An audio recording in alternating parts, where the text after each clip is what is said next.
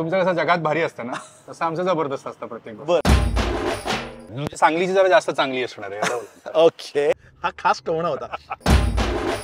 मुरमुरे येणारच आहे, आधी पिऊया तरी.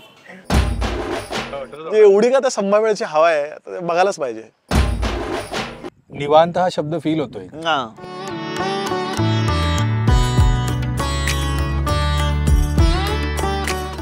नमस्कार मंडळी, welcome back to Sukirt ji. Maharashtra food tour आपल्याला घेऊन आलेली आहे सांगलीला. येस, खूप साऱ्या कमेंट होत्या की अरे सांगलीला ये, सांगलीला ये.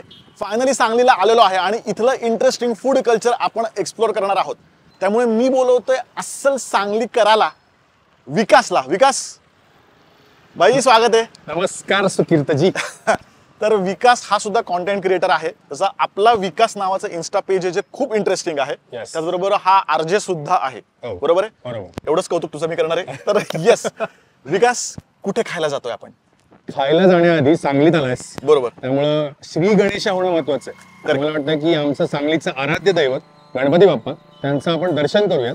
सांगलीकरांसाठी खूप जवळचं ठिकाण हे गणपती मंदिर आहे. पटवर्धन सरकारांचं हे संस्थानाचं गणपती मंदिर आहे. आमच्यासाठी आराध्य दैवत आणि आराध्य ठिकाण आहे. हे जी स्थापत्य कला तू बघतोयस, हे जे पाषाण या मंदिराच्या निर्मितीसाठी वापरले ते अत्यंत दुर्मिळ आहेत. असं मंदिर, अशी स्थापत्य कला आता होणं फार कठीण आहे. आपल्याला मंदिर लई आवडलेलं आहे. बरं, विठोबा झालेला आहे, आता आपल्याला पोटोबा करायचा आहे. तर आपण कुठे जाऊयात पहिल्यांदा?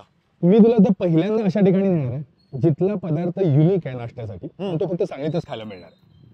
मग जायलाच पाहिजे. येस, चला. नाही, आपण हॉटेलमध्ये खायला जाऊयात असं मी म्हणलं होतं. तू हे कुठेतरी कार्यालय दिसते, कार्यालयात आलाय का खायला आपण? हा, तीच तर मजा आहे.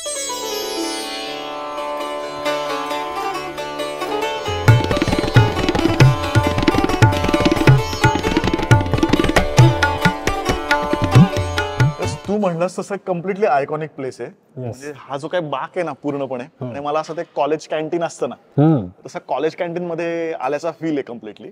पण लगेचच खायला घेऊयात, राहत नाही. आणि आय थिंक सेल्फ सर्व्हिस आहे, टिपिकल नाही का, टोकन देऊन घ्यायच्यात गोष्टी. हा म्हणतो तर आपण बघूयात काय खायला इथे.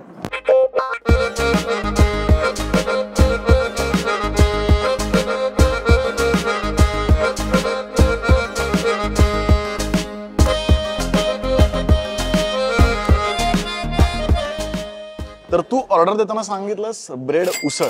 बरोबर. म्हणजे काय, आपण जो घरी ब्रेडचा चिवडा करतो तोच आहे का प्रकार हा? तोच आहे, पण इथलं एक वेगळं असं काहीतरी त्याला आहे जे की मी सांगू नाही शकत, बट आहे. खाल्ल्यानंतर कळेल. हा, खाल्ल्यानंतर कळेल. बरं, तर हा आहे ब्रेडचा चिवडा. म्हणजे आपण घरी ब्रेडचा चिवडा बनवतो, पण याला इथे ब्रेडची उसळ असं म्हणतात. आणि खरंच म्हणजे जनरली हे हॉटेलमध्ये मिळत नाही. बाकी सांगली तर अजिबात नाही. तर पुण्यात मिळतं, पुण्यात पण नाही मिळत कुठे. पण आता इथे बघूयात की कसं आहे. आणि याच्यावर ते सांबार पण थोडं टाकून देतात, किंवा तुम्हाला हवा असेल तर तुम्ही सांबार घेऊ शकता. तर आपण खाऊयात लगेचच. आणि सगळ्यात भारी गोष्ट काय माहिती का, ही सिरॅमिकची प्लेट. म्हणजे हा कम्प्लिटली नॉस्टॅल्जिया आहे. म्हणजे जुन्या काळामध्ये मिसळ किंवा पोहे असे या सिरॅमिकच्या प्लेटमध्ये द्यायचे. ते त्यांनी तसंच ठेवलेलं आहे मेंटेन.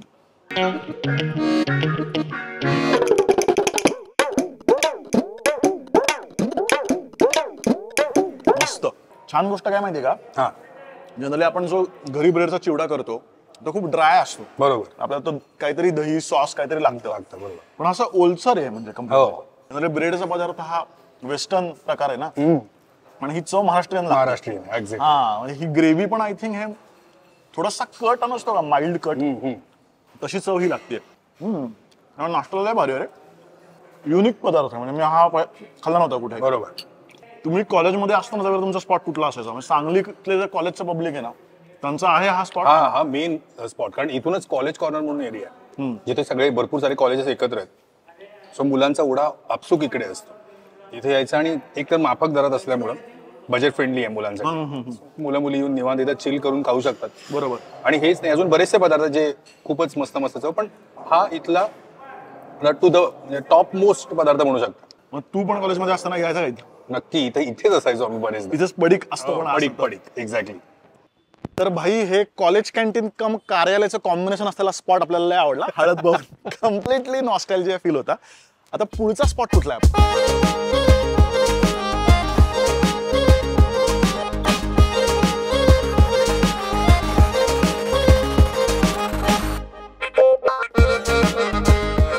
अरे वा आलंच. या बारे कुर्मा पुरी लगेचच. कसल्या पुऱ्या का रे, काय साईज आहे याचा. एक्झॅक्टली. आणि कम्प्लीट फुगलेला आहे, बटोरा टाईपच. हो, माझ्या पोटासारखं. खाऊन कोण होता, माझंही पोट असंच होणार आहे थोड्या दिवसांमध्ये. या स्पॉट विषयी सांगशील, कारण हा म्हणजे मी आत आलो ना आणि त्या बरण्या ठेवलेल्या बघितल्या, बरण्यामध्ये लाडू चिवडा, बरोबर. नंतर फॅमिली रूमचा बोर्ड आहे, जुन्या हॉटेलमध्ये असायचा, बाकडी टाकलेली आहे. कम्प्लिटली असा बालपणीचा फील आहे. तुझ्या चेहऱ्यावर पण तो भाव दिसतोय मला लहानपणा. तो पुरीमुळे आलेला आहे. पुरी भाजी बघून मला एकदम लहान सारखं होतं. लय आवडते आपल्याला पुरी भाजी. आणि फिश टँक मला का कळत नाही, पण जुन्या कोल्ड्रिंक हाऊस मध्ये गेलं ना किंवा हॉटेलमध्ये फिश टँक असतोच. बरोबर. तर असाच हा जुना स्पॉट आहे का? हा सांगलीतला खूप फेमस स्पॉट आहे, विहार हॉटेल म्हणून. त्यांनी मेनली हे सगळं मेंटेन केलंय जे जुन्या टाईपचं आहे. तिथे वाईब तशी आपल्याला मिळते, जुन्या वाईब्स आपण म्हणतोय. तर काउंटरवरचा जो माणूस होता त्याचा पण ऍटिट्यूड जो होता तो म्हणजे जबरदस्त होता. एक्झॅक्टली. आम्हाला काही गरज नाही असा जो ऍटिट्यूड असतो. म्हणजे तुला सांगलीत येऊन पण थोडं पुणेरी फील आला असणार आहे. कम्प्लीट पुणेरी. मी इथे आत आल्यालाच मला कम्प्लीट पुणेरी फील आला. पण ठीक आहे, महत्वाची गोष्ट आहे पुरी भाजी, तर त्याच्यावर आपण कॉन्सन्ट्रेट करूयात आता. येस, तर मेन ही रस्सा भाजी दिसते, ज्यात फ्लॉवर आहे, बटाटा, थोडंसं टोमॅटो सुद्धा आहे आणि सोबत कच्चा कांदा दिलेला आहे. भाई कच्चा कांदाने विषय एंड होतो. पहिली चव घेऊन बघतो मी. थोडीशी तर्री पण टाकली वरती त्यांनी, असं तेल असं दिसतंय, तवंग.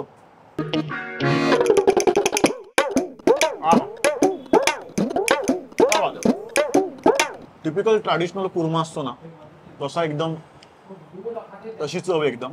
आणि विशेषतः जुन्या गावांमध्ये ज्या पद्धतीचा कुर्मा मिळतो बरोबर तसं आहे एक्झॅक्ट. आणि बेळगाव साईडला किंवा हुबळी साईडला जो कुर्मा मिळतो तो अशाच पद्धतीचा असतो. म्हणजे थोडंसं खोबरं पण आहे आय थिंक, म्हणजे वाटण जे असतं कुर्म्याचं त्यामध्ये थोडंसं खोबरं सुद्धा आहे.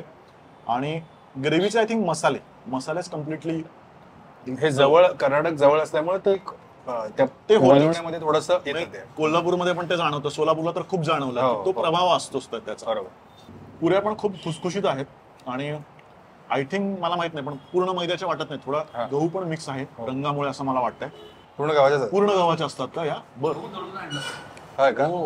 हे तर अजून विशेष आहे, म्हणजे मला माझा ग्रेड कमी होईल आता की मी मैदा खाल्ला नाही.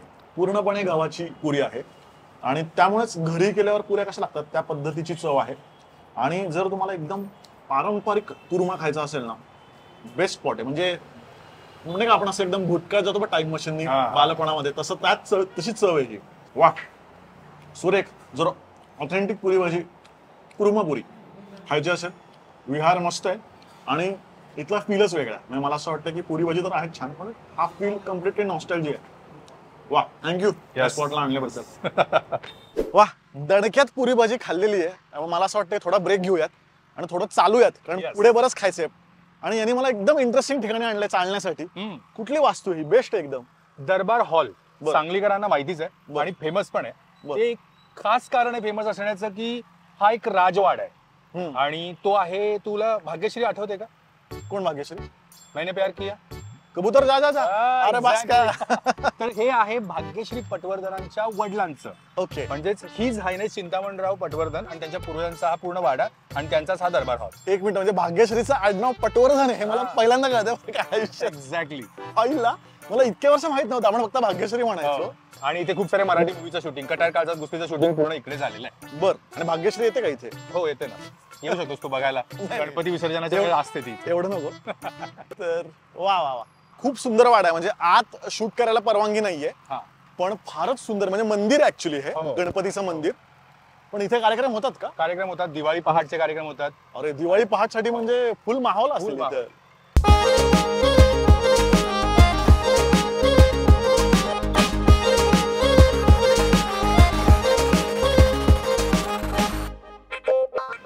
येस, तर कुठे आलेलो होतो आपण? आपण आलेलो आहोत जबरदस्त ठिकाणी. जबरदस्त कढी वडापाव खायला. म्हणजे त्यांनी स्वतःच ठरवलं की मी जबरदस्त आहे तर माझं नाव पण जबरदस्त. ओके. तुमचं कसं जगात भारी असतं ना, तसं आमचं जबरदस्त असतं प्रत्येक गोष्ट. आता आपण कॉलेज कॉर्नरला आहोत. तर आणि इथली काय खासियत आहे? इथली खासियत आहे, सांगलीचीच खासियत आहे की वडापाव बरोबर कढी सेपरेट दिली जाते. वडापाव घ्यायचा आणि कढीमध्ये डीप करून खायचा. ट्राय करून बघूयात. मी पहिल्यांदा खातोय आयुष्यात, बऱ्याच गोष्टी पहिल्यांदा करतो आपण आयुष्यात. तर कढी वडा सांगलीला फर्स्ट टाइम. कढी वडा नाही तर वडापाव कढी. हा एक्झॅक्टली. सांगूयात मग आपण ऑर्डर करूयात. हो, कढी वडापाव. वा एकदम स्टाईल मध्ये आलाय, म्हणजे कांदा वेगळा, मिरची वेगळी, कढी आणि काय अनलिमिटेड कढी. अनलिमिटेड गाडी पाहिजे तेवढी. तर हा खायचा कसा, म्हणजे असं बुडवायचा का कढी वेगळी? तुझ्यावरती आहे डिपेंड. पण मोस्टली सांगलीकर काय करतात मग? डीप करून. डीप करून. ओके.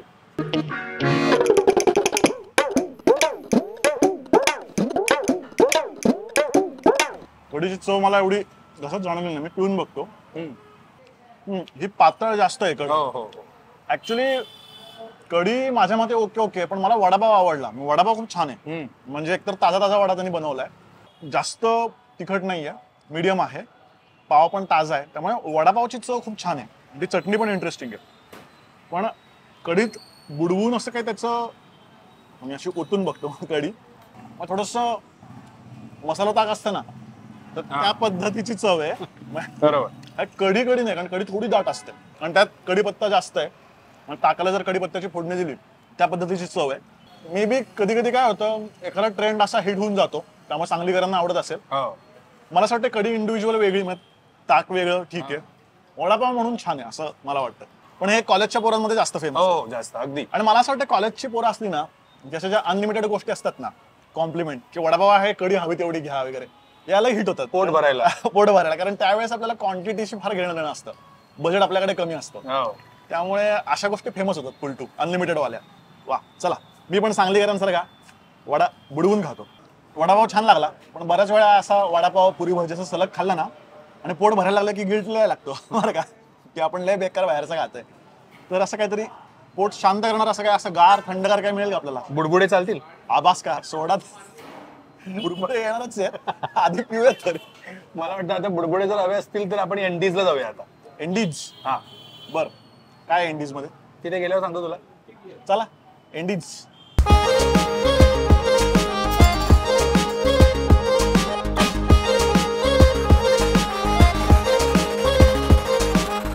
वा, म्हणजे आपण घेतलंय वाळा सोडा आणि मसाला थम्सअप. येस. ऍक्च्युली वाळा सोडा म्हणजे कम्प्लिटली माझ्या लहानपणाच्या आठवणी, कारण माझा आजोळ हुक्केरी नावाचं छोटंसं गाव आहे. अच्छा. बेळगाव जिल्ह्यामधलं.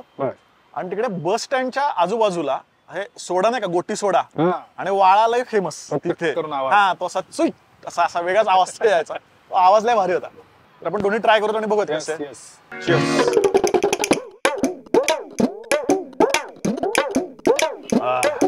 उन्हामध्ये म्हणजे जे काय वाटतं ना हे पिऊन, हे थोडस आपलं जलजिरा असतं ना त्या टाईप लागतंय.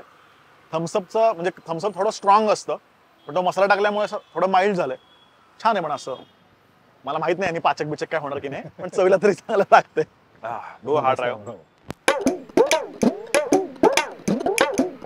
मला हे जास्त आवडलं, कारण सोडा एकदम स्ट्रॉंग लागतो याच्यामध्ये, आणि वाळ्याचा थोडासा जो एक गोडसरपणा आहे ना, तो. सांगलीला आलात एक सोडा मारायचाच इथे, आणि स्वस्त आहे, 20 रुपयाला आहे वाळा सोडा. थम्सअप महाग आहे 50 रुपये, कारण थम्सअपची वेगळी किंमत असते. हा हा हा, सोड्यामुळे एकदम बेस्ट वाटतंय. आणि मला असं वाटतं की सकाळपासून आम्ही खातोय, पण तरी 2 महत्वाचे स्पॉट राहिलेत, पण ते संध्याकाळचे स्पॉट आहेत. तसे आता दुपारचे 1 वाजतील आणि 1 ते 4 काय आपण काम करत नाही, त्यामुळे आपण परत संध्याकाळी त्या स्पॉटच्या शोधात निघूयात. चला.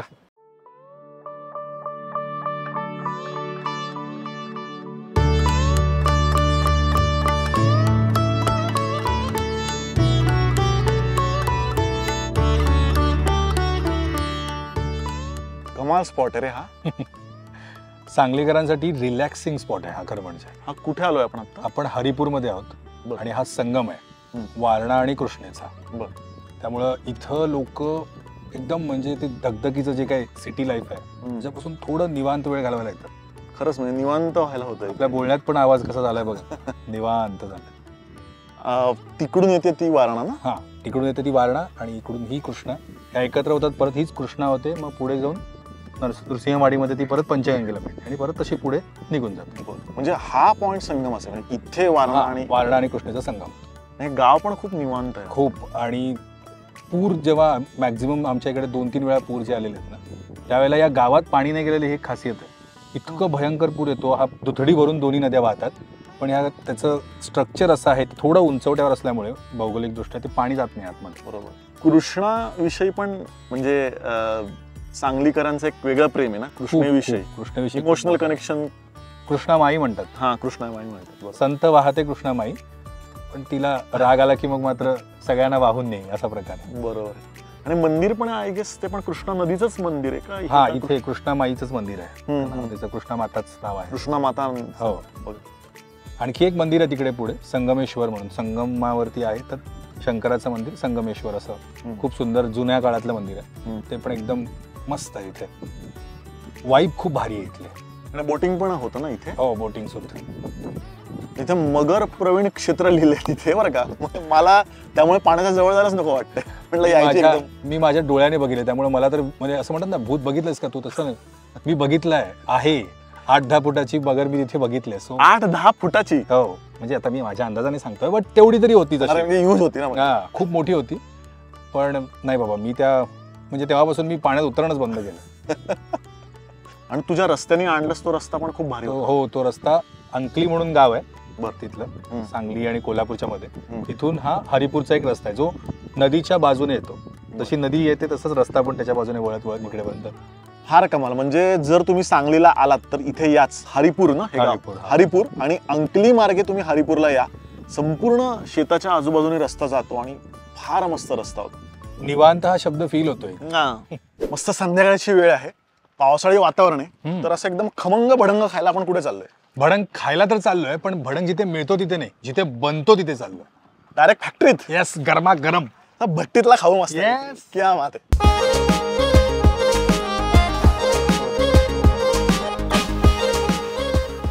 सर्वात पहिल्यांदा तर चिरमुरे चाळून घेतला जातो. त्यानंतर तेल टाकून त्यामध्ये कढीपत्ता, खोबरं हे तळून घेतलं जातं.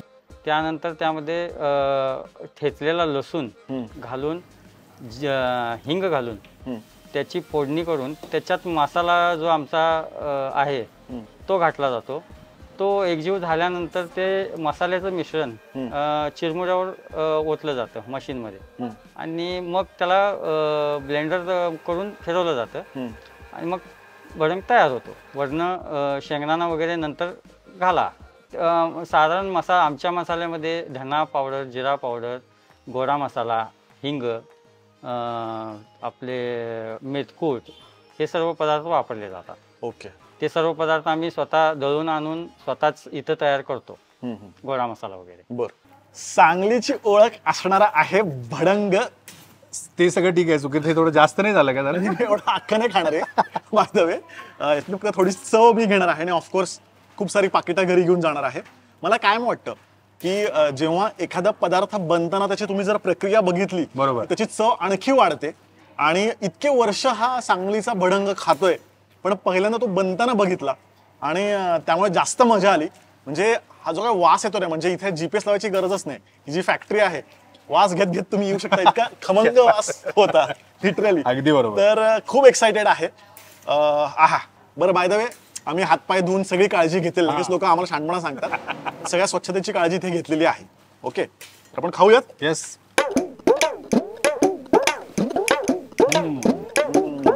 ताजेपणा जो काय आहे ना, हे संपू शकतोय मला वाटतं आपण.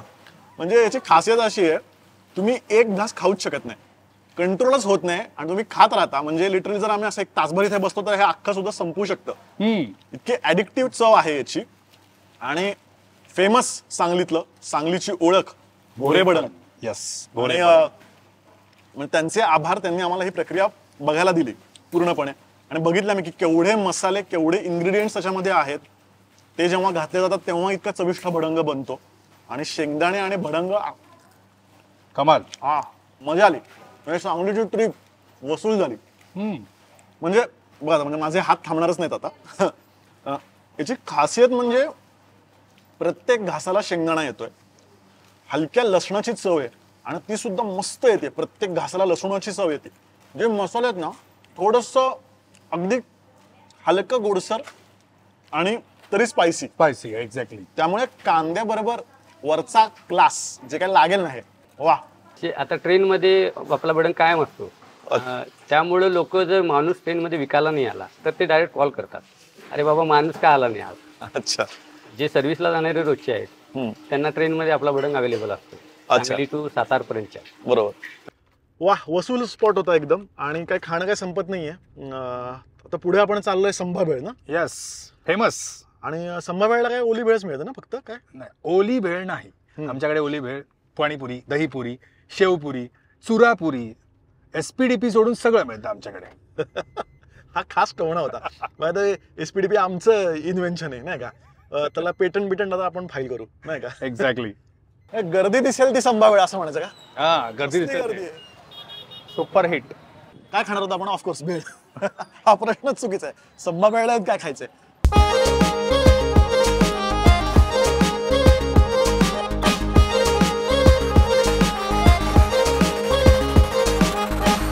तर फायनली संभावेळ हातामध्ये आलेली आहे. तर बघूयात चाखून कशी वेळ आहे. फारच रिकमेंडेशन आहे ना, त्यामुळं लई लोकांनी रेकमेंडेशन, त्यामुळे परफॉर्मन्स.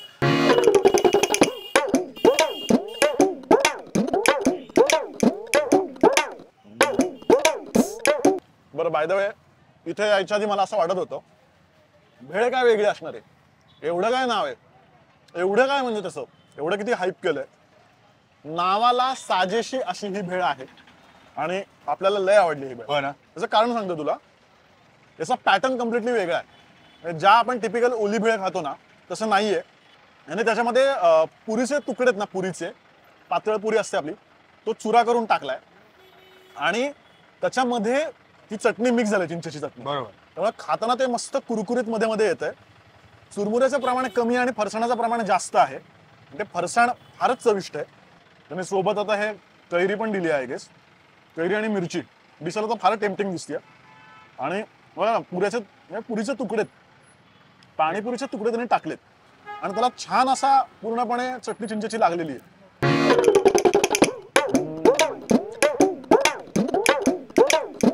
संभाभेळ सांगलीकरांना मानलं. संभाभेळ आणि भडंग काय बोलायचंच नाही. झक्कास. विषय एंड. वसूल सांगलीला आला असाल भेळ खाल्ल्याशिवाय जायचं नाही. पुरीचा फॅन असल्यामुळे तिने मला, त्याला म्हणतात काय ते दहीपुरी, दहीपुरी SPDP शब्द ते वापरत नाही.